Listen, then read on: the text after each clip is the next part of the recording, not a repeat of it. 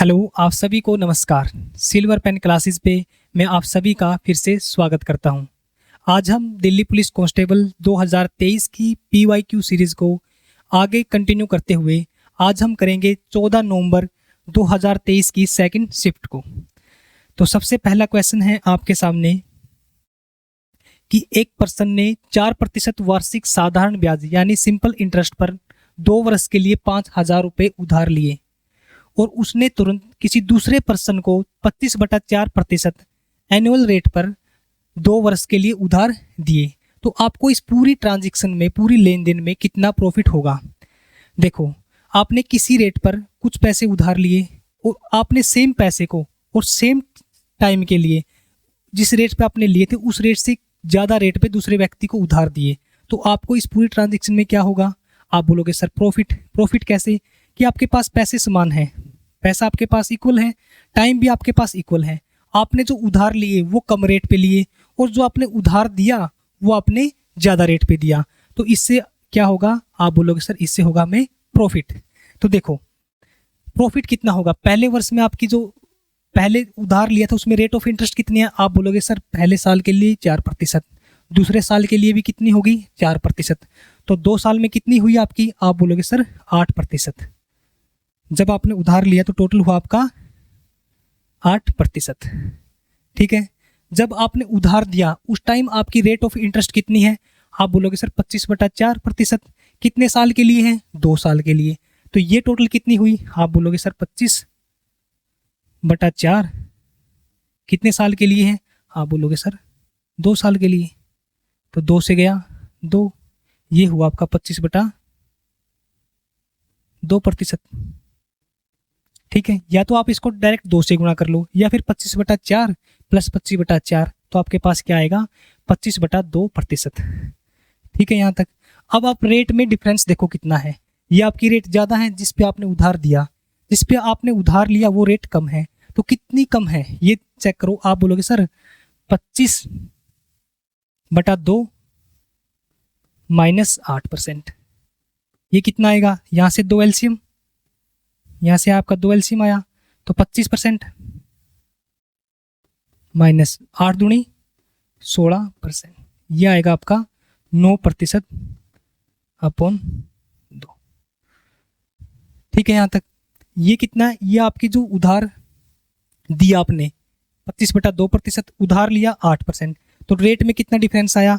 आप बोलोगे सर 9/2%, तो आपको कितना प्रॉफिट होगा। आपको प्रॉफिट होगा कितने का, 9/2%। किसका, जितना आपने पैसा उधार लिया, क्योंकि जितना आपने लिया और सेम पैसा आपने उधार दिया, तो आप करोगे 5,000 का 9/2%, तो प्रतिशत को उठाएंगे नीचे 100। ठीक है, तो 2 0 से गया 2 0, 2 पे 25, तो 25 निमा। आप बोलोगे सर 225, ये होगा आपका आंसर ऑप्शन नंबर 3। क्लियर यहां तक। ठीक है, अब आते हैं हम क्वेश्चन नंबर 2 पे। देखो आपको क्वेश्चन नंबर 2 में दे रखा है इफ के, सेकंड टर्म आपके पास k² प्लस 3 एंड, और थर्ड टर्म दे रखी है आपको k का cube plus 5 are prime number यानी अभाज्य संख्याएं हैं। Then what is the value of k। आपको यहाँ पे k की वैल्यू निकालनी है। आपको ये 3 टर्म दी गई है, k का स्क्वायर प्लस 3 और k का क्यूब प्लस 5। ठीक है, और ये अभाज्य संख्या है आपकी यानी प्राइम नंबर है, आपको k का मान निकालना है। ठीक है, इस क्वेश्चन को हम ऑप्शन से सोल्व करेंगे। सबसे पहले ऑप्शन नंबर 1 कि k की वैल्यू हमारे पास 4 है, तो डालो यहाँ पे k की जगह पुट करो 4, k की जगह हमने पुट किया 4। ठीक है, तो ये k है जो जहाँ पे हम k की वैल्यू पुट करेंगे तो वो k की वैल्यू हमारी प्राइम नंबर होनी चाहिए। वो क्या होनी चाहिए, प्राइम नंबर। तो k या 4, जब हमने सबसे पहला ऑप्शन पुट किया 4, तो ये तो आपका प्राइम नंबर नहीं है, 4 तो आपका कंपोजिट नंबर है, तो ये आपका ऑप्शन गलत है। ठीक है, अब आते हैं हम ऑप्शन नंबर 2 पे। तो k की जगह हम पुट करते हैं 7, तो k की जगह 7, यहाँ पे ऑप्शन नंबर 2 डालेंगे तो k की जगह 7, तो 7 तो आपका प्राइम नंबर है। आप बोलोगे हाँ जी, तो k की जगह अब k स्क्वायर, 7 का स्क्वायर 49 प्लस 3 52। आप बोलोगे सर 52 तो कंपोजिट नंबर है यानी भाज्य संख्या है, तो ये तो आपका प्राइम नंबर नहीं है, तो सेकंड टर्म भी आपकी क्या होनी चाहिए, प्राइम नंबर। तो ऑप्शन नंबर 2 भी आपका गलत होगा। तो अब आते हैं हम ऑप्शन नंबर 3 पे। तो के की जगह वैल्यू पुट करेंगे 2। ये आपका ऑप्शन नंबर 1 था, ये आपका ऑप्शन नंबर 2 था। अब ऑप्शन नंबर 3 में डालते हैं हम के की वैल्यू 3, ऑप्शन नंबर 2 डालते हैं तो के की वैल्यू 2। 2 आपका प्राइम नंबर है के की जगह। आप बोलोगे हाँ जी। अब 2 का स्क्वायर 4 प्लस 3 7। आप बोलोगे सर 7 भी एक प्राइम नंबर है। के का क्यूब यानी 2 का क्यूब, 2 का क्यूब कितना होगा, आप बोलोगे सर 8। 8 और 5 13। आप बोलोगे सर 13 भी क्या है, एक प्राइम नंबर। तो आपका आंसर क्या होगा, आप बोलोगे सर ऑप्शन नंबर 3। यहां तक आपको समझ में आया। तो अब चलते हैं हम क्वेश्चन नंबर 3 पे। क्वेश्चन नंबर 3 में आपको दे रखा है find the average of first 5 composite number. आपको प्रथम 5 भाज्य संख्याओं का एवरेज निकालना है। देखो कंपोजिट नंबर सबसे पहले होता क्या है, आप बोलोगे सर कि जैसे आपके पास एक नंबर है, वो नंबर 1 से डिवाइड होगा और दूसरा वो सेल्फ से डिवाइड होगा, मतलब खुद से डिवाइड होगा। इन दोनों के अलावा वो तीसरे फैक्टर से भी डिवाइड होगा। जो 1 से और सेल्फ के अलावा किसी तीसरे फैक्टर से भी डिवाइड हो तो वो नंबर होगा आपका कंपोजिट नंबर यानी भाज्य संख्या है। जैसे आपने उठाया 8, 8 किससे डिवाइड है, आप बोलोगे सर ये 1 से भी डिवाइड है, ये 8 से भी डिवाइड है। तो इन 2 के अलावा ये किससे डिवाइड है, आप बोलोगे सर ये 2 से भी डिवाइड होता है और 4 से भी। तो ये क्या होगा आपका कंपोजिट नंबर।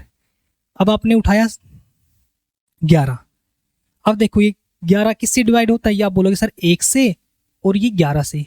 तीसरे नंबर से कोई इसका तीसरा फैक्टर है, आप बोलोगे नहीं सर। तो इसका क्या होगा, ये क्या होगा आपके आगे, ये आपके सामने है प्राइम नंबर यानी अभाज्य संख्या। ठीक है, तो कंपोजिट नंबर क्या आपका, जो 1 से और सेल्फ के अलावा जो तीसरा फैक्टर होगा, जो तीसरे नंबर से भी डिवाइड होगा, वो होता है आपका कंपोजिट नंबर यानी भाज्य संख्या। तो अब देखो आपको क्वेश्चन में क्या दे रखा है, आपको एवरेज निकालनी है पहले 5 कंपोजिट नंबर की। तो देखो सबसे पहला कंपोजिट नंबर क्या आपके पास, आप बोलोगे सर सबसे पहला है हमारे पास 4। ठीक है, उसके बाद आप बोलोगे सर 6, आप बोलोगे सर तीसरा है 8, 9 और 10। ये है आपके पास फर्स्ट 5 कंपोजिट नंबर। तो इनकी एवरेज निकालनी है, तो सबसे पहले हम 500 को ऐड करेंगे। 4 प्लस 6 10, 10 और 8 18, 18 और 9 27, 27 और 10 37। तो टोटल कितना हुआ आपके पास, आप बोलोगे सर 37। ठीक है, टोटल नंबर ऑफ ऑब्जर्वेशन कितनी है, 1 2 3 4 5। कितनी है, 5। तो 5 से डिवाइड करो, 5 5 7 35, बचा आपके पास 2, 5 चौका 20। तो आपका आंसर क्या होगा 7.4, ऑप्शन नंबर 3। ठीक है, अब हम चलते हैं क्वेश्चन नंबर 4 पे। देखो क्वेश्चन नंबर 4 में आपको दे रखा है find the product of 5th prime number, यानी 5वीं अभाज्य संख्या और the prime number immediately following 100, यानी 100 के ठीक बाद आने वाली अभाज्य संख्या का गुणनफल करना है। एक तो आपकी जो 5वीं अभाज्य संख्या है, जो 5वां प्राइम नंबर है, और एक जो 100 के तुरंत बाद जो प्राइम नंबर आएगा, उन दोनों का गुणनफल क्या होगा। देखो आपका सबसे पहला प्राइम नंबर क्या है, आप बोलोगे सर 2।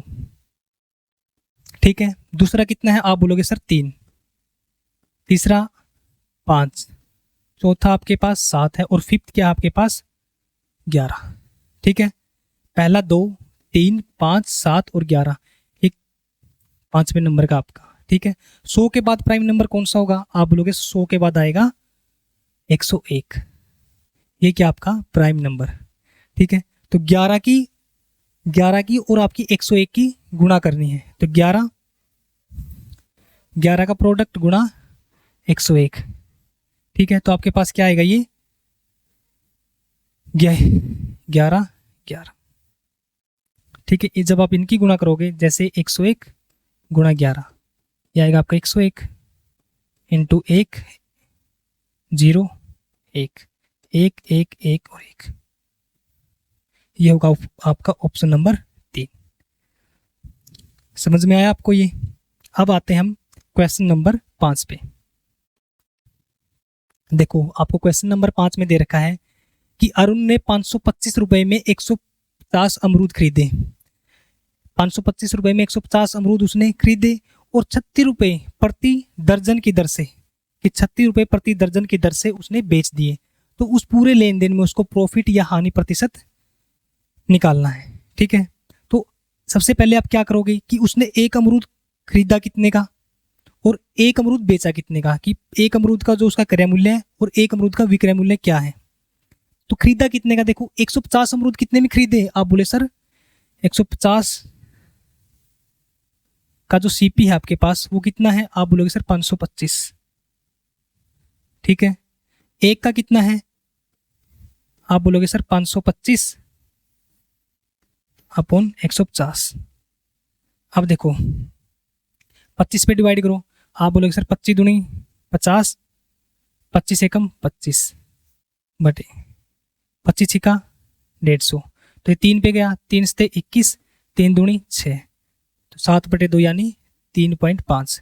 तो एक अमरूद का जो सीपी है, जो क्रय मूल्य है, कॉस्ट प्राइस आपका, वो है 3.5 रुपये यानी 3.5 रुपये। ठीक है, तो बेचा कितने उसमें, 36 रुपये प्रति दर्जन में। एक दर्जन में कितने, 12, दर्जन मीन्स 12, तो 12 अमरूद उसने बेचे कितने के, आप बोलोगे सर 36 रुपये के।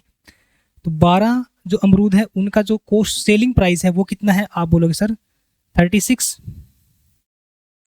ठीक है, तो एक का जो सेलिंग प्राइस होगा, एक अमरूद का जो विक्रय मूल्य वो कितना होगा, आप बोलोगे सर 36 बटा 12 इक्वल टू 3। उसने एक अमरूद खरीदा 3.5 यानी 3.5 रुपए का, बेचा उसने 3 रुपए का, तो उसको क्या हुआ, आप बोलोगे सर उसको हुआ लॉस। कितने का लॉस हुआ, आप बोलोगे सर खरीदा उसने 3.5 का था, बेचा उसने 3 का, तो लॉस कितने का हुआ, आप बोलोगे सर लॉस हुआ उसको 0.5 का। लॉस परसेंट निकालना है, परसेंट किसके रिलेशन में निकालते हैं, सीपी यानी कॉस्ट प्राइस के। तो कॉस्ट प्राइस कितना आपके पास 3.5, तो गुणा 100। ठीक है, तो पॉइंट से गया आपका पॉइंट, 5 पे गया, 5 से 35, 100 बटा 7, तो इसको डिवाइड करेंगे, 7 एकम 7, बचा आपका 3, 7 चौक 28, 7 एकम 7 बचा 3, 7 चौक 28, बचे आपके पास 2, उतारी 0, 7 दूनी 14, बचे 6, उतारी 0, 7 8 56, तो आपका ये क्या आएगा समथिंग, यहाँ इसकी वैल्यू भी आपकी 5 से ज़्यादा आएगी, तो इसको हम कर देंगे 14.28, ये 5 से ज़्यादा होगा आपका, तो इसको हम करेंगे 14.29%। इसमें क्या होगा, आपको लॉस होगा कितने का, 14.29% की हानि होगी। ठीक है, सबसे पहले आपने एक अमरूद का क्रय मूल्य निकाला और एक अमरूद का विक्रय मूल्य निकाला, तो कितना डिफरेंस आया, आप बोलोगे सर 0.5 का, तो 0.5 बटे टोटल कॉस्ट प्राइस कितना था, आप बोलोगे सर 3.5 गुणा 100, तो 14.28 समथिंग कुछ आएगा। जो यहाँ पर 5 से अधिक वैल्यू आएगी आपकी, तो वो इसमें क्या करेंगे, ऐड करेंगे, तो 14.29%, ऑप्शन नंबर 2 आपका आंसर होगा। ठीक है, यहाँ तक। अब आते हैं हम क्वेश्चन नंबर 6 पे। क्वेश्चन नंबर 6 में आपको दे रखा है, find the area of A triangle with sides 24 centimetre, 17 centimetre and 9 centimetre, यानी 9 सेंटीमीटर। आपको 24 सेंटीमीटर है, 17 और 9 सेंटीमीटर आपको ट्रायंगल की साइड्स दे रखी है, तो आपने उसका एरिया निकालना है। देखो, सबसे पहले एरिया निकालने का, ट्रायंगल का जो एरिया निकालने का फॉर्मूला वो क्या है, आप बोलोगे सर एरिया निकालने का फॉर्मूला है √S S-A, S-B और S-C। अब आप पूछोगे सर ये S होता क्या है।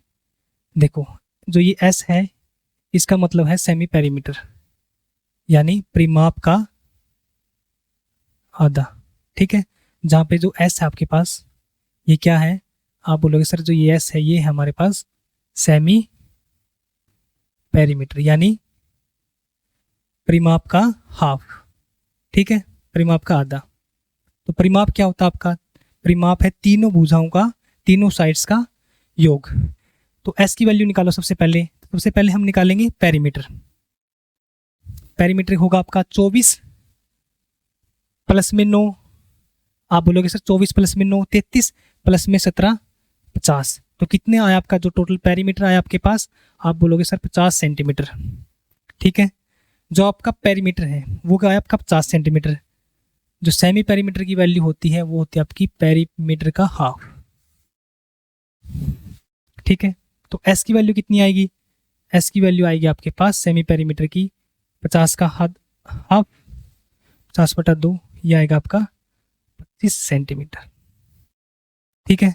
अब एस की वैल्यू इसमें पुट करो। ए है आपके पास 24, जो बी है की वैल्यू आपके पास 17 और जो सी है वो आपके पास 9 सेंटीमीटर। जो ए बी सी है ये है आपकी साइड्स, ठीक है। तो वैल्यू पुट करते हैं इसमें। एस की जगह 25 में से ए गया, ए की वैल्यू कितनी है 24, तो आपके पास आया 1, 25 माइनस 24 1। अब सेकंड देखो आप 25 में से बी की वैल्यू गई 17, तो 25 में से 17 गया, आप बोलोगे सर 8। और 25 में से 9 गया, आप बोलोगे सर 16। अब देखो इस 16 को क्या लिख सकते हैं? आप बोलोगे सर 8 गुना 2, ठीक है। 25 का जो वर्गमूल है वो 5, तो यहाँ से 5 आपका बाहर आ गया। 8 एक ये है और 8 ये है, तो 2 8 से 1 बाहर आ गया आपका, क्योंकि 64 का वर्गमूल होगा 8, ठीक है। और अंदर रह गया आपका वर्गमूल 2। 8 पंजा 40 √2 सेंटीमीटर क्यूब, ये होगा आपका आंसर, ठीक है। ये आपके ऑप्शन गलत है, यहाँ पे ये ऑप्शन आपके गलत है, टाइपिंग मिस्टेक है इसमें। तो आपका आंसर होगा 40.2 सेंटीमीटर क्यूब, ठीक है। तो अब हम आते हैं क्वेश्चन नंबर 7 पे। यदि आपके पास राम के धन का 45% सोहन के धन के 50% में जोड़ा जाता है तो कुल राशि सोहन के धन का 86% हो जाएगी। तो आपको सोहन के पास राम के धन का कितना प्रतिशत था? देखो इसमें क्या दे रखा है कि जो 45% है राम की मनी का, वो आपने ऐड कर दिया 50% सोहम की मनी के साथ। तो टोटल जो आपकी अमाउंट होगी वो सोहन की जो मनी है उसके पास जितना पैसा है उसका 86% होगा। तो what is the percentage of Ram's money did Sohan have? तो आपके पास सोहन के पास राम के धन का कितना है वो आपको निकालना है। देखो आपको स्टेटमेंट में सबसे पहले दे क्या रखा है, हम स्टेटमेंट के अकॉर्डिंग चलेंगे कि राम के धन का 45%, यानी राम के पास जितनी अमाउंट है उसका 45%, ठीक है। आगे क्या दे रखा आपको? सोहन का कितना 50% को जब हम राम के 45% और सोहन के 50% को जोड़ते हैं, 50% को जोड़ते हैं, किसका ये आपका आएगा, यहाँ पे ऑफ लिखे सोहन लिख लो एस। ये किसका है? ये राम का 45% और सोहन का 50%। या आप इसको ऐसे लिख लो कि जो आपके पास सोम है उसका आपके पास 50%। ये किसके इक्वल दे रखा आपको? ये इक्वल दे रखा है सोहम के 86% के, ठीक है। ये किसके इक्वल दे रखा आपको? सोहम के 86% के। देखो राम का 45%, सोहन का 50% इक्वल होगा सोहम के 86% के। तो सोहम का 50 है, इस साइड में सोहम का 86 है, तो उस साइड में जाके माइनस का, तो 86 में से 50 गया, आप बोलोगे सर 30%। ये आपका राम का 45% है और उस साइड में माइनस में जाएगा, 86 में से 50 गया, आप बोलोगे सर सोहम का 30%, ठीक है यहाँ तक। अब आर के नीचे ले आओ इस एस को, सोहम का, ये होगा आपका 30, ये आएगा आपका 36, 86 में से 50 गया 36%। तो राम नीचे ले आई इस एस को, ठीक है, हम नीचे ले आएंगे एस को अब देखो 36%, अब ये 45 इसके नीचे आएगा, 45%। परसेंट से गया परसेंटेज, 9 चौका 36, 9 5 45। तो जो राम के पास कितना पैसा है, आप बोलोगे सर 4 यूनिट। श्याम के पास कितना पैसा है, आप बोलोगे सर 5 यूनिट। ठीक है, निकालना है कि आपको कि सोहन के पास राम के धन का कितना है, कि सोहन के पास कितना है, आप बोलोगे सर 5। ठीक है, किसके धन का, आप बोलोगे सर राम के पास कितना है 4। प्रतिशत निकालना तो गुणा 100। ठीक है, 4 पे गया 25, 25 की और 5 की गुणा करेंगे तो 100, यह आएगा आपका 125%, यानी ऑप्शन नंबर 2। यहां तक समझ में आया आपको? ठीक है, राम का 45 था, आपको स्टेटमेंट के अकॉर्डिंग चलना है इस क्वेश्चन में कि राम का 45, सोहम का 50 और सोहम के 86% के इक्वल है। तो यहाँ से इस साइड माइनस में गया तो राम का 45 और सोहम का 36, आर के नीचे ऐसा आया 36/45, 4/5। जो आपने पूछा है कि सोहन का, तो ऊपर 5 किसके कंपैरिजन में, राम के, तो गुणा 100, तो 25 की और 5 की गुणा करेंगे 125%। ठीक है, अब आते हैं हम क्वेश्चन नंबर 8 पे। देखो इसमें क्या दे रखा है कि किसी देश की पॉपुलेशन दे रखी है आपको 1,87,500। यदि उसमें जो बर्थ और डेथ रेट्स दे रखी है आपको 13% और 9%, तो 2 वर्ष के बाद उस देश की पॉपुलेशन कितनी होगी? ठीक है, देखो आपको स्टार्टिंग में इनिशियली जो आपको पॉपुलेशन दे रखी है 1,87,000, तो उसमें डेथ रेट और बर्थ रेट कितनी दे रखी है आपके पास? जो डेथ रेट है वो 9% है और बर्थ रेट है वो आपके पास 13% है। तो आपकी पॉपुलेशन क्या होगी? इंक्रीज होगी। तो सबसे पहले हम ऑप्शन को देखेंगे कि इससे जिसकी पॉपुलेशन इस नंबर से कम होगी तो हम ऑप्शन को नेगलेक्ट कर देंगे। देखो सभी ऑप्शन में क्या है आपके पास, 1,87,500 से अधिक है, तो कोई भी ऑप्शन आपका नहीं कट रहा। तो अब हम इसको सोल्व करते हैं। देखो 13% क्या हुआ आपका, जन्म हुआ है, बर्थ रेट है ये, और ये आपकी डेथ रेट है। तो इंक्रीज कितने का होगा? आप बोलोगे सर 4% का। इतने का आपका बर्थ हुआ और इतने की आपकी डेथ हुई, तो एक साल में इंक्रीज कितने का हुआ? आप बोलोगे सर 4% का। तो जनसंख्या कितनी है आपके पास? आप बोलोगे सर 1,87,500, ये आपके पास जनसंख्या है। इंक्रीज कितने का होगा आपके पहले साल में? आप बोलोगे सर 4% का, यानी आपके पास पहले 100 थी, अब कितनी होगी? 104। ठीक है, पहले 100 थी, अब 4% का इंक्रीज हुआ तो 104। सेम है, दूसरे साल भी 4% इंक्रीज हुआ, आप बोलोगे सर 104। अब कितने 100 के कंपैरिजन में 4% का इंक्रीज हुआ। अब देखो इसको 2 जीरो से 2 जीरो, 4 पे 4 दूनी 8, 2 4 6 24। ठीक है, 4 पे गया आपका 25। ठीक है यहां तक। अब इसको 25 से डिवाइड करो, 25 7 175, बचा कितना 12, यानी 125, 25 पंजे 125, ये आपका 75 गुणा 26 और गुणा 104, यानी 104। अब इनकी गुणा करो आप। देखो लास्ट डिजिट देखो सभी में कॉमन है, तो गुणा करनी पड़ेगी, इसको सोल्व करना पड़ेगा। तो सबसे पहले हम सोल्व करेंगे 75 75 गुणा 26, ये देखो कितना आएगा। आप बोलोगे सर 6 पंजे 30, 3 7 6 42 और 3 45, और यह आएगा आपका 150। 2 पे 10, 7 14 और 1 15, यह आपका 0 5 9 और 1। ठीक है, अब हम गुणा करेंगे आपकी 1950 की और 104 की। ठीक है, तो सबसे पहले हम इसको बाद में लगा देंगे, जीरो को, जो जीरो है इसको हम बाद में लगा देंगे। ठीक है, तो इसकी गुणा करो। आप बोलोगे सर 5 चौका 20, हासिल के 2, 9 चौका 36 और 2, आप बोलोगे सर 38, हासिल 3, 4 एकम 4 और 3 7, अब यहाँ से आओ, 0 0 0। अब यहाँ से आओगे आप 195। अब यहाँ देखो 0 8 और साथ में आपके पास क्या, एक 0 और है। आपको इतना ही सोल्व करना बस। अब देखो आप 2 0 के बाद 8 किस ऑप्शन में है।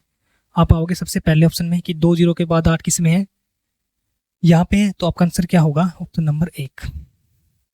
ठीक है, आपको इतना पूरा सोल्व नहीं करना, बस कैलकुलेशन इस वे से करनी है।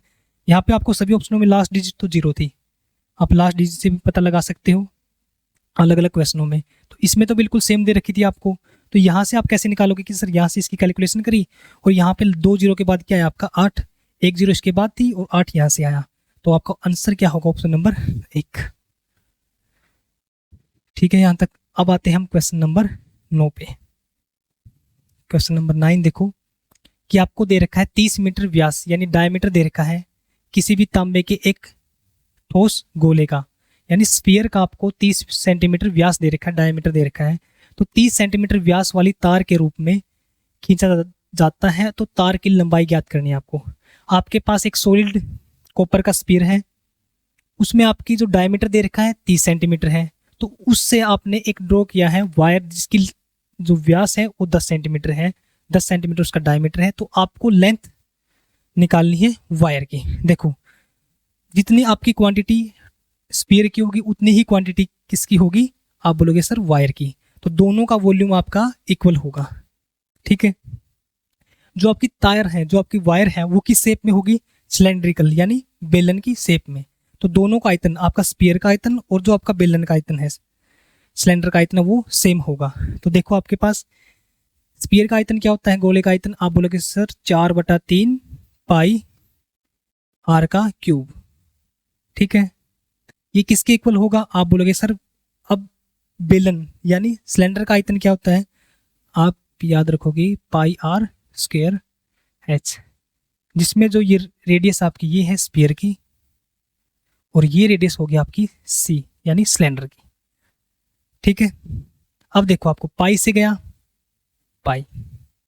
ठीक है, अब इसकी रेडियस देखो, स्फीयर की रेडियस क्या आपके पास, आप बोलोगे सर डायमीटर कितना है 30, डायमीटर आपके पास 30 है, तो रेडियस क्या होगी डायमीटर की हाफ, यानी 30 का हाफ 15। तो 4/3 पाई, पाई से पाई कट गया, आर का क्यूब यानी 15 गुणा 15 गुणा 15। ठीक है, और यहाँ आर का स्क्वायर, तो आर इसमें कितनी होगी, रेडियस कितनी आपकी तार की, आप बोलोगे सर डायमीटर दे रखा आपको 10 सेंटीमीटर, तो रेडियस होगी आपके पास 5 सेंटीमीटर यानी 5 गुणा 5। और एच कितनी आपके पास, एच आपको हाइट जो लेंथ है वायर की वो आपको निकालनी है। 5 पे 5 दिया 15, 5 दिया 15, 3 से गया 3। अब देखो 15 चौका 60, 60 दिया 180, तो आपकी जो लेंथ आई वायर की वो आई 180 सेंटीमीटर। आपका आंसर होगा ऑप्शन नंबर 3। ठीक है, यहां तक। अब आते हैं हम क्वेश्चन नंबर 10 पे। क्वेश्चन नंबर 10 में दे रखा आपको कि किसी गंतव्य के लिए एक यात्री निम्नलिखित तरीके से यात्रा करता है। आपको एक journey to a destination is made in the following manner. आपको किसी डेस्टिनेशन पे जाना है और उस डेस्टिनेशन पे जाने के लिए अलग अलग तरीके से आपको जाना है, अलग अलग रास्ते दिए हुए हैं। देखो इसमें सबसे पहले दे रखा आपको कि 550 किलोमीटर आपको बाई ट्रेन जाना है, 550 किलोमीटर बाई ट्रेन जाना है, जिसमें आपकी जो एवरेज स्पीड होगी वो है 55 किलोमीटर। ठीक है, और दूसरा तरीका क्या आपके पास कि आपको 4500 किलोमीटर जाना है बाय प्लेन, आपकी एवरेज स्पीड होगी 500 किलोमीटर प्रति घंटा। और तीसरे में आपको दिया गया है कि आपको 400 किलोमीटर जाना है बाय बोट और एवरेज स्पीड है आपकी 25 किलोमीटर प्रति घंटा। और फोर्थ में दे रखा आपको 55 किलोमीटर जाना है बाय ऑटो, और जो आपकी एवरेज स्पीड दे रखी है 35 किलोमीटर प्रति घंटा। तो आपको ने इस टोटल जर्नी की एवरेज स्पीड निकालनी है कि जो औसत या जो आपकी इस जर्नी में जो एवरेज स्पीड है टोटल जर्नी में वो आपको निकालनी है। इसमें आपको डिस्टेंस दे रखी है और उस डिस्टेंस को तय करने के लिए अलग अलग आपको स्पीड दे रखी है और इसमें निकालना आपको टोटल एवरेज स्पीड पूरी यात्रा में। देखो एवरेज स्पीड क्या होगी आपकी, तो सबसे पहले आते हैं हम एवरेज स्पीड पे। आपकी जो एवरेज होगी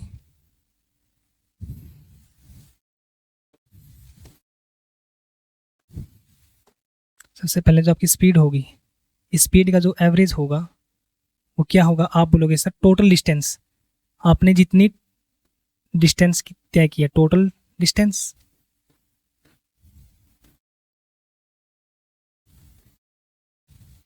upon total time, total distance upon total time. ठीक है, आपके पास टोटल डिस्टेंस कितनी है, आप बोलोगे सर 550 किलोमीटर, तो बाय ट्रेन गया हूँ, 4500 किलोमीटर बाय प्लेन, और आपका तो तीसरे मेथड में 400 किलोमीटर बाय बोट और 55 किलोमीटर बाय ऑटो। तो आप सभी डिस्टेंस को ऐड करो, टोटल डिस्टेंस कितनी हुई आपकी, आप बोलोगे सर टोटल डिस्टेंस हुई सबसे पहले 550 किलोमीटर, दूसरा आपका 550 से 4500 किलोमीटर। ठीक है, और तीसरा है आपका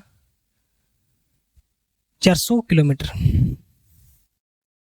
और फोर्थ में दे रखा आपको आपका 55 किलोमीटर। ये हुई आपकी टोटल डिस्टेंस। अब आपको बस निकालना है टोटल टाइम, कि आपको टोटल टाइम कितना लगा इस डिस्टेंस को तय करने में।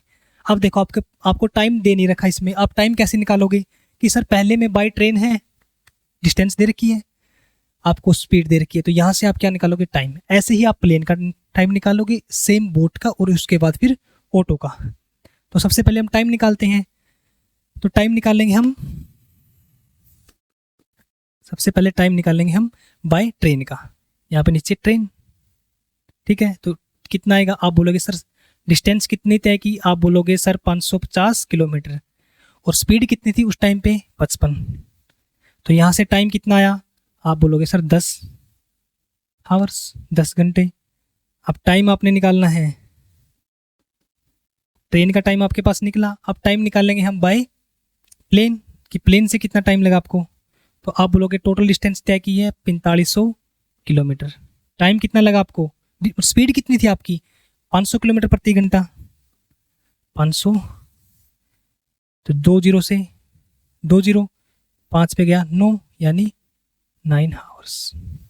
अब आते हैं हम थर्ड, हम टाइम निकालेंगे बाय बोट, कि बोट से आपको कितना टाइम लगा, आप बोलोगे सर डिस्टेंस तय की है टोटल 400, और स्पीड है आपके पास 25 किलोमीटर प्रति घंटा, 400 बटे 25, ये आपका 25 एकम 25 और 25 का 150, यानी 16 आवर्स, 16 घंटे।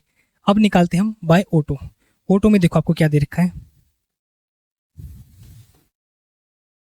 ये आएगा आपको ऑटो से टाइम कितना लगा, कि ऑटो से टोटल डिस्टेंस कितनी तय की 55 किलोमीटर,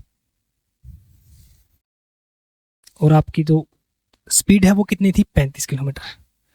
अब देखो ये क्वेश्चन बन गया आपका रेशो में, 5 पे गया 11 और 5 थे 35, कितना टाइम लगा 11 बटे 7 घंटे। ठीक है, 55 था और बटे में उसकी स्पीड कितनी थी 35, तो 5 एकम 5, 5 एकम 5, 5 था 35। अब टोटल टाइम देखो कितना हुआ, आप बोलोगे सर 10, 10 प्लस में 9 19, 19 और 16, 19 प्लस में 16 होगा आपका 35, तो 35 प्लस में 11 बटे 7, तो आप निकाल लो यहाँ पे आपका जो 35 प्लस में 11 बटे 7, 7 पंजे 35, 3 7 या 21 और 3 24 प्लस में 11 बटे 7, तो ये हुआ आपका 256 बटे 7 आवर्स। टोटल टाइम कितना लगा आपको 256 बटे 7।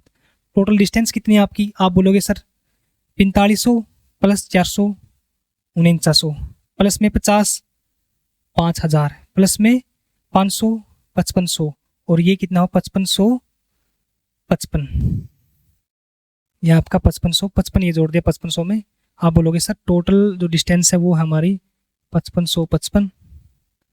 ठीक है, और टोटल टाइम कितना आपके पास, आप बोलोगे सर 256 अपॉन 7, तो 7 जाएगा आपका ऊपर। अब देखो ये 7 से कट रहा है, नहीं, 5 से नहीं, तो आपका जो बटे में आएगा वो तो आपका 256 आएगा। तो अब ऑप्शन चेक करो। अब आप ऑप्शन नंबर 1, ये भी नहीं होगा क्योंकि नीचे 25 है, ये आपका पूरा पूरा कट गया, नीचे नहीं कटने लग रहा। ऑप्शन नंबर 2 भी आपका गलत, 3 भी गलत होगा, ऑप्शन नंबर 4 भी गलत होगा, और यहाँ से आपका क्या निकलेगा, ऑप्शन नंबर 2। आपको आगे सोल्व नहीं करना है, इतना ही सोल्व करना आपको, ठीक है। हमें निकालनी थी एवरेज स्पीड, आपको 3 बार दिया हो, 4 बार दिया या 5 बार, आपको बस एक कॉन्सेप्ट माइंड में रखना है कि total distance upon total time. तो टोटल डिस्टेंस कितनी थी, 4 बार थी, तो 4 को ऐड किया। टाइम कैसे निकाला कि जो आपको डिस्टेंस दे रखी थी उसको स्पीड से अलग अलग के लिए अलग अलग डिवाइड किया, तो वहाँ से हमारा टाइम आया। टोटल टाइम को जोड़ा तो टोटल डिस्टेंस निकल ली, टोटल टाइम निकल गया, तो उसको इससे डिवाइड किया, तो ये आएगा हमारा आंसर, यानी टोटल एवरेज स्पीड, ठीक है। अब आते हैं हम क्वेश्चन नंबर 11 पे। देखो इसमें आपको दे रखा है एक वर्टिकली पोल है जिसमें आपकी जो लेंथ है उसकी वो 8.3 मीटर है, और जो उसकी शैडो बनती है वो 4.15 मीटर लंबी बनती है। तो फाइंड द हाइट, आपको किसी पेड़ की ऊंचाई याद करनी है जिसमें 40 मीटर लंबी शैडो बनती है, और जो उनकी कंडीशन है वो आपके पास सेम है। देखो जब भी कितनी लंबी शैडो बनी, 4.15 मीटर लंबी शैडो बनी। कब बनी, जब आपका कोई पोल था वो कितना उस वर्टिकली पोल की लंबाई कितनी थी, 4.3 मीटर लंबा था। देखो शैडो कितनी बनी, आप बोलोगे सर 4.1 मीटर लंबी शैडो बनी। कब बनी, जब जो वर्टिकली पोल की लेंथ थी वो थी आपकी, जो हाइट थी 8.3। जब ये थी आपकी 4.15 मीटर, शैडो बनने में उसकी हाइट कितनी जरूरत थी, 8.3 की। तो 1 मीटर के लिए आप बोलोगे सर 8/3 इंटू 4.1/5, ठीक है। तो निकालने कितनी है कि आपकी जो शैडो वो कितनी दे रखी है, 40 मीटर, तो उसके लिए लेंथ कितनी होगी, ठीक है। तो उसके लिए आपकी लेंथ कितनी होगी, आप बोलोगे सर गुणा में 40। तो 1 मीटर शैडो के लिए आपकी ये है, और 40 मीटर शैडो के लिए कितनी होगी, आप बोलोगे सर 8.3। तो पॉइंट यहाँ से हटाए नीचे 10 गुणा 4.15, यहाँ से 2 पॉइंट तो ऊपर 100, 2 पॉइंट का ऊपर आएगा आपके 100, और निकालना कितने के लिए, 40 के लिए, ठीक है। 0 से आपका 0, ठीक है। अब 5 पे देखो, 5 दूनी 10, 5 पे 5 अट्ठे 40, 5 दिए 15, 83 से 83, तो 2 गुणा 40 80 मीटर,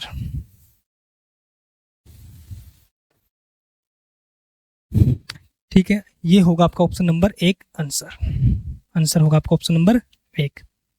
आपको देखो 4.15 के लिए मीटर के लिए जो शैडो आपकी कितना लंबे है पोल, वर्टिकली पोल कितनी लेंथ है उसकी 8.3, बिकॉज कंडीशन आपको इसमें सेम दे रखी है। तो जब 1 मीटर की शैडो बनेगी उसके लिए कितना लंबा पोल होगा या कोई ऑब्जेक्ट होगा, आप बोलोगे सर इतना। आपके पास दे रखा है 40 मीटर शैडो के लिए, उस पेड़ की लेंथ कितनी होगी, 80 मीटर, ठीक है। अब आते हैं हम क्वेश्चन नंबर 12 पे। आपको दे रखा है कि इफ यदि market price is 75% more than cost price and 40% discount is given on the market price, then what will be the percentage profit, ठीक है। आपको अंकित मूल्य दे रखा है जो क्रय मूल्य से 75% अधिक है, यानी कॉस्ट प्राइस से आपका मार्केट प्राइस 75% अधिक दे रखा है, और आपको मार्केट प्राइस पे 40% की यानी 40% की आपको छूट दे रखी है, डिस्काउंट दे रखा है। आपको प्रॉफिट परसेंटेज निकालनी है। देखो क्रय मूल्य है आपके पास 100, क्रय मूल्य से जो आपका मार्केट प्राइस है वो कितना अधिक है, आप बोलोगे सर 75%, यानी 100 ये और 75 ये 175%। जब हम डिस्काउंट देंगे, डिस्काउंट किसके ऊपर देते हैं, आप बोलोगे सर मार्केट प्राइस के ऊपर। तो 175% का डिस्काउंट कितना दिया, 175% पे आपको डिस्काउंट दिया है 40%, तो 40/100, 0 से 0, 5 पे 5 दूनी 10, 5 पे क्या आपका 5 दिए 15, 2 5 5 25, 5 दूनी 10, 2 पे 2, कितना है आपका डिस्काउंट कितना दिया, आप बोलोगे सर टोटल डिस्काउंट दिया 70 का। तो 175 में से आपको 70 का डिस्काउंट दिया, तो कितने रुपए में बेचा, जब आप मार्केट प्राइस में से डिस्काउंट माइनस करते हो तो वो आता है आपका सेलिंग प्राइस यानी विक्रय मूल्य। तो सेलिंग प्राइस कितना आएगा आपका, आप बोलोगे सर 105। ठीक है, आपने उसको उस जो ऑब्जेक्ट था आपके पास, वस्तु थी, उसका अंकित मूल्य कितना था, आप बोलोगे सर 100। कॉस्ट प्राइस कितना था, आप बोलोगे सर 100। और जो सेलिंग प्राइस है वो कितना 105। तो कितने का प्रॉफिट हुआ, आप बोलोगे सर 5 का। तो प्रॉफिट परसेंटेज निकालना तो किसके रिलेशन में निकालते हैं, हमेशा सीपी यानी कॉस्ट प्राइस के। तो 5/100 गुणा 100, यह आएगा आपका 5%। Option number 4। ठीक है यहां तक। अब आते हैं हम क्वेश्चन नंबर 13 पे। अब देखो, आप इस क्वेश्चन को देखो, आपको इस क्वेश्चन में दे रखा है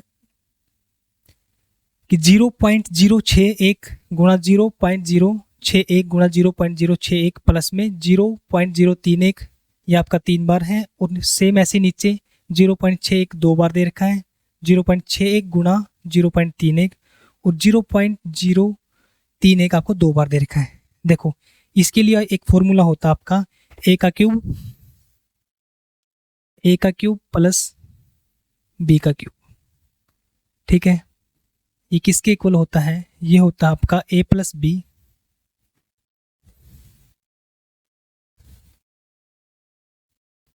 ए का square minus A B plus B का स्क्वायर। ठीक है, अब ये देखो आपके सामने क्या दे रखा है, ये कितनी बार है, 3 बार। तो ये होगा आपका ए का क्यूब, बी क्या आपके पास, ये कितनी बार है, 3 बार, यानी बी का क्यूब। नीचे देखो ए है, 0.06 को माना ए, 0.31 को माना बी।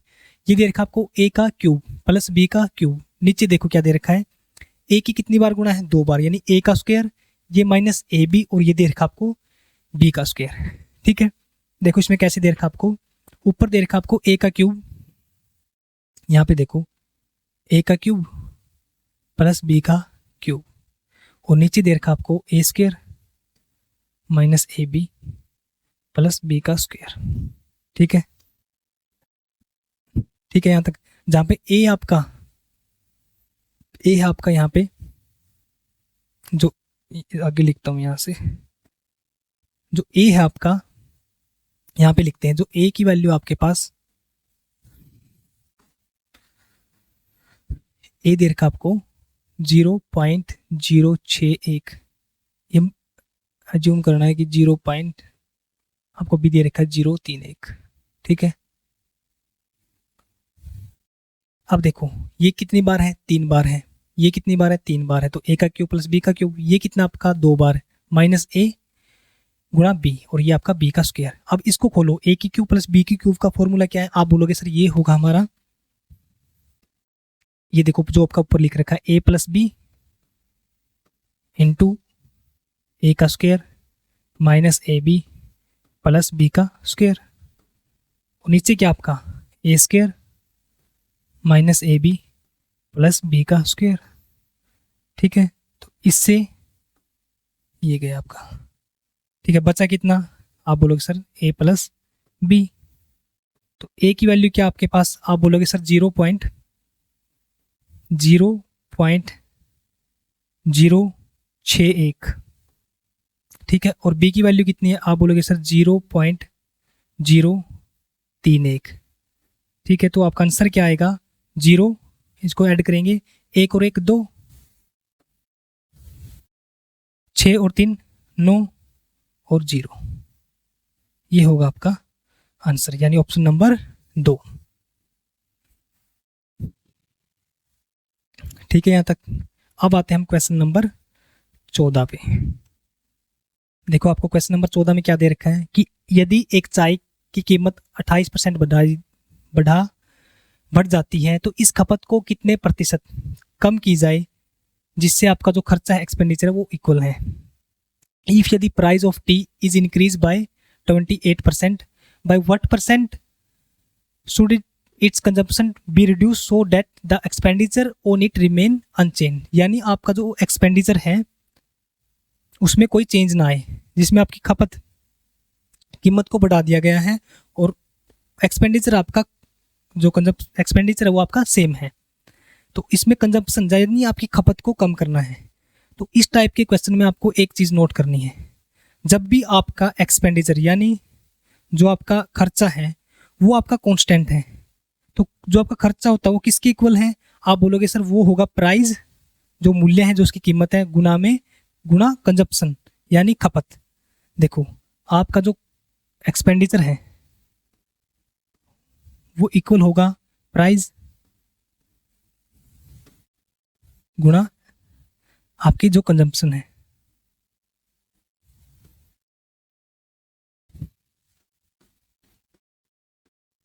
ठीक है, जो आपकी खपत है ये आपकी खपत है और ये आपका प्राइस है। इसको अच्छे से लिखते हैं, कंजम्पशन को क्लियर दिखाई देगा।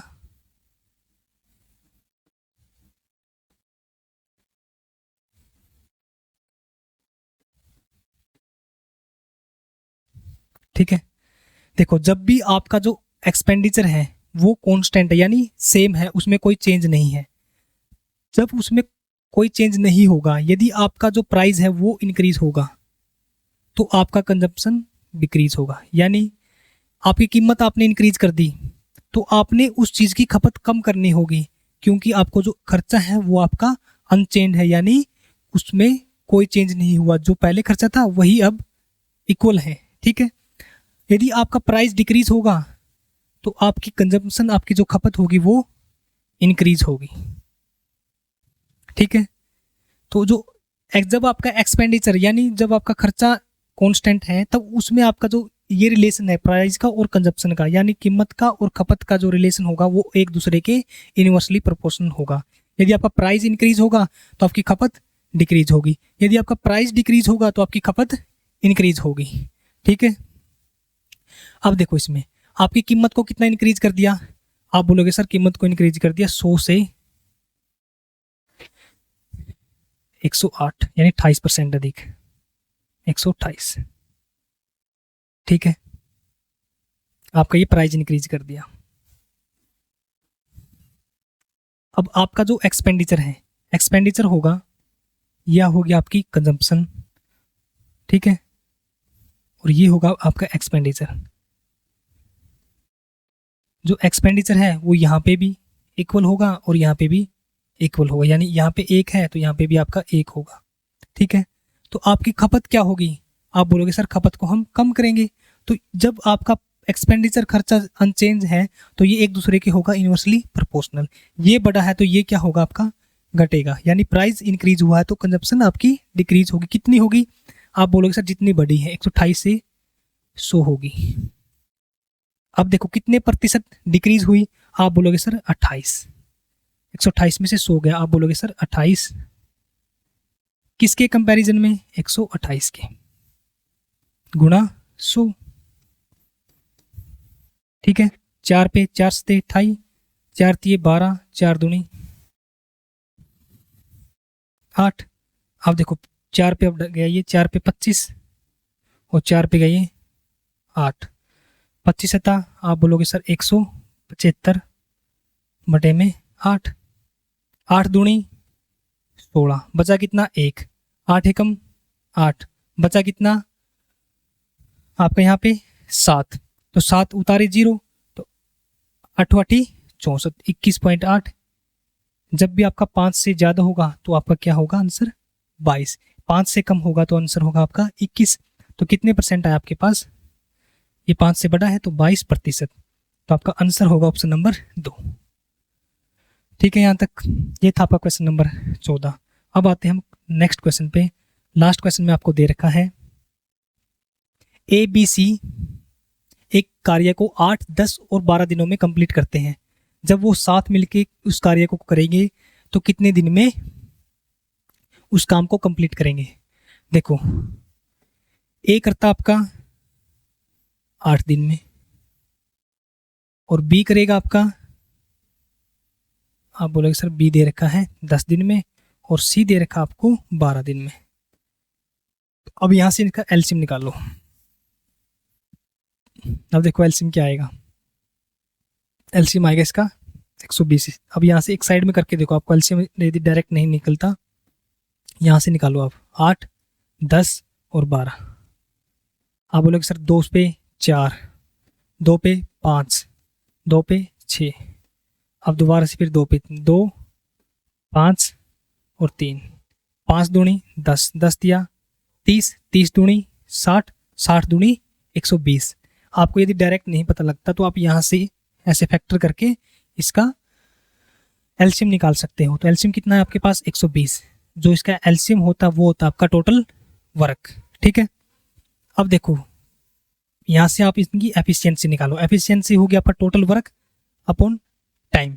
तो ये आएगी आपकी 8 एकम 8, 8 पंजे 40। ये है इसकी एफिशिएंसी, मतलब कि एक दिन में ये 15 यूनिट काम करता है। अब आप इसकी बी की निकालेंगे 120/10 यानी 12, और सी की एफिशिएंसी आएगी आपके पास 120/12 यानी 10। तो टोटल कितना हुआ आपका? 15 + 12 27 और 10 37। तो तीनों मिलके एक दिन में कितना काम करेंगे? आप बोलोगे सर 37 यूनिट। तो काम कितना करना है? 120। तो कितने दिन में करेंगे? आप बोलोगे सर 120/37 डेज। ठीक है, ऑप्शन नंबर देखो आप क्या होगा। आप बोलोगे सर ऑप्शन नंबर 2, ये होगा आपका आंसर। ये था हमारा आज की क्लास का लास्ट क्वेश्चन। उम्मीद है आपको क्लास अच्छी लगी होगी। अब मिलते हैं हम नेक्स्ट क्लास में, तब तक के लिए जय हिंद, जय भारत।